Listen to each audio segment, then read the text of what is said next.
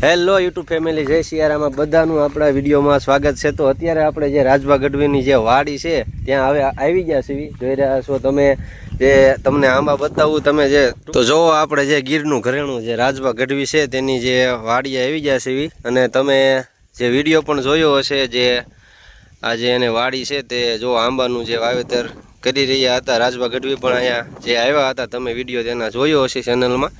જો આમ સુંદર લોકેશન જુઓ તમે, ફરતી બાજુ જે લીલું સમ જે ડુંગરો આવેલા છે ને તેની વિશે જે આ રાજભા ગઢવીની જે વાડી છે તે આવેલી છે। હજી અહીંયા જે એમ કે કામકાજ ઘણું બધું બાકી છે, કામકાજ ચાલી રહ્યું છે। જો આવી રીતે જે પાણીની પણ વ્યવસ્થા છે, ટાંકો ને એવું ઘણું બધું બનાવી રહ્યા છે। આ બાજુ પણ જે વાવેતર ઘણું બધું, કારણ કે હાવ ડુંગર હતા ને તેમાં જે એને એમ કે વાડી જે બનાવી છે, એટલે હજી ટૂંકમાં થોડોક સમય પણ લાગશે। જુઓ તમે આંબા જે ઘણા બધા જે ફરતી બાજુ આગળ પણ તમને બતાવી છે, અહીંયા પણ આંબા જે વાવેલા છે, એટલે હજી કામકાજ ચાલી રહ્યું છે। ને અહીંયા જે આગળ તમને જે દેખાઈ રહ્યું છે, વરસાદ પણ અત્યારે ચાલુ થઈ ગયો છે।